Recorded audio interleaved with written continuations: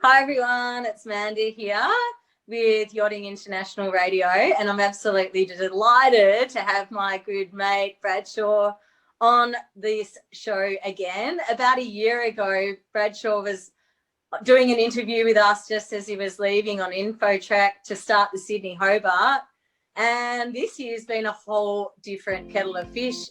This must be the first Hobart you haven't done in a very long time. For the Hobart race, it was the 76th year, so it did not go ahead. And then for me, it was supposed to be my 29th.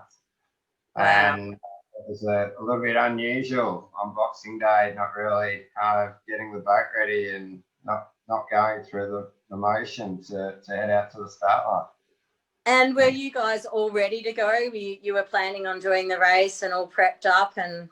Yeah, we were cocked. We were good to go. We'd had a succession of wins over the Blackjack boys, and we had the boat 100% tippy boo, ready to roll. She was just sitting down at Woolwich Dock waiting for all of us to jump on and go for a downwind slide, which never happened for us. So, no, the boat was in really good shape, and all the crew were in best shape that we've been together in years. We did 3 solid weeks of sailing together, and then all of a sudden, nothing. So she's still sitting down there ready to go. And how's the sailing scene in Australia at the moment? Have you guys got any races planned, or is everything on hold at the moment? What's going on? So it's kind of interesting with the various state borders closing to other states at the moment, and we haven't really been able to do any interstate racing, which is very unusual. The guys at the Ocean Racing Club in Victoria are able to do the Rudder Cup, which is from Melbourne to Tasmania, and then the Tasmanian, the Derwent Sailing Squadron, held the Launceston to Hobart race. But we really haven't had any other racing interstate apart from doing our Blue Water Point Score, which is starting in Sydney and leaving from Sydney. But even then, that was 6 races normally, and they only held 2 here at the CYC. So it's every time we plan something, it kind of gets gazumped by COVID, and we just need to keep on planning and keep on pushing ahead and try and plan the next race. So if an outbreak occurs, normally the governments hold our hands and tell us that we can't go racing. So we're trying to do some inshore stuff, and the CYC has announced a 3-race event for offshore sailors February and March. So hopefully we can get that underway and we can go and compete in that. But the 100-footers aren't really interested in that. They're 90 and 100-mile dashes, so we'd be done pretty quickly for them. So we're really concentrating on the 60-footers down for them, for those races. But we're trying to conduct races, and every time we do, it seems that something happens with COVID and the race gets cancelled. But we keep on trying. And so what did everyone do on Boxing Day? Was there a huge party at the CYC, or did everyone just stay at home? Like, how did everyone spend that Boxing Day? A few boats actually went out to the start line and kind of reenacted motoring going out. A couple of boats went sailing out on the harbour. I really didn't see too many people. Tori and I took our Col 43, great little Australian design. From the 70s, we took our Col 43 Electra up to Middle Harbour and went cruising for a week and a half, which we've only just gotten back from. So I think a lot of the competitors did different things, and I know our guys were very quiet, and we all just kind of did our own individual thing. But some boats went out there and still celebrated the day, celebrated 1,300 hours on Boxing Day. Get to the heads and turn right, and but I didn't really see too many people. I was cruising, doing my own thing. So I had a series of phone calls from my crew asking me where we were going and what we would be doing. So I kept the whole expedition run going with our weather and posted that on Facebook. So that occupied me for 30 hours anyway.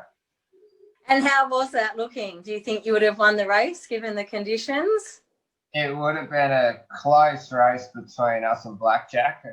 Definite downwind conditions, but a lot of the conditions were over 25 knots, which we think does favour Infotrack still.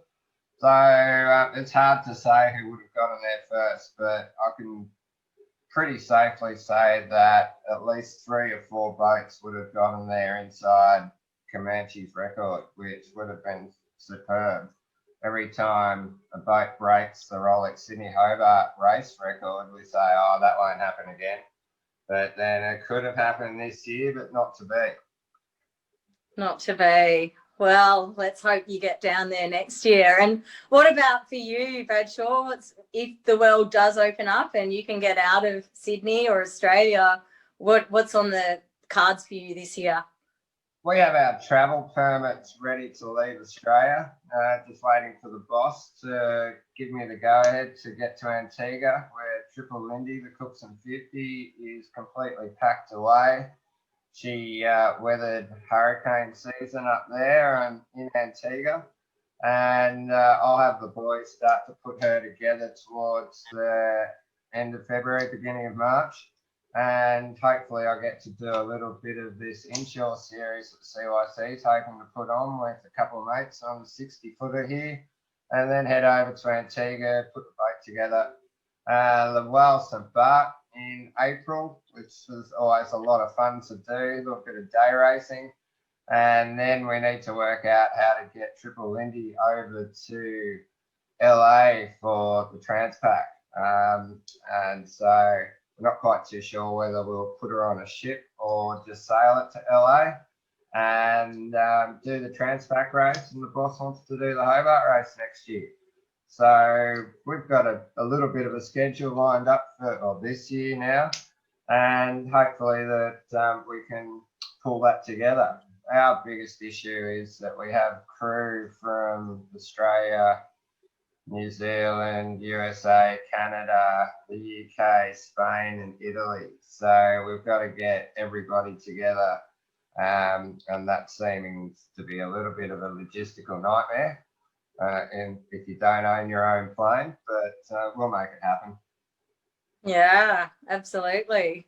Yeah, I really hope you do, because it'd be great for everyone to see some Aussies out in Antigua and to see those boats on the water again. And everyone, I think, is looking forward to the Val for sure. It's kind of crazy to think that's where it all began, you know? Yeah, that's right. That's right. And we love Antigua. It feels like going home every year. And so just be able to get back to the usual faces and places and go catch up with our mates there and just generally be at home in Antigua before we start the travelling circus again. So if it's not Antigua, it's Rhode Island, and they're kind of pretty similar in my mind, that we know everyone, we can get everything done that we need to. And so we hope we can make it happen, and we can get the boat out of the caravan. She's been sitting there for too long. I hope you can too. And if anyone's watching and has a plane in Australia, maybe lend it to the boys so they can take it for a jolly to Antigua, and they'll bring it back safely a few months later. Right, I can take you for a sail. Yeah, that's a great trade. Absolutely. Yeah.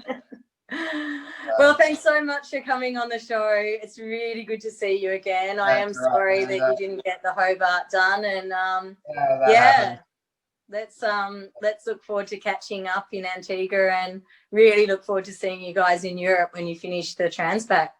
That would be cool. Well, it's been a pleasure. Thanks for having me on the show. Enjoy the downtime. Thank you. It's been a year of downtime now, so it's time to get back to work, that's for sure. Yeah, all our fingers are getting soft.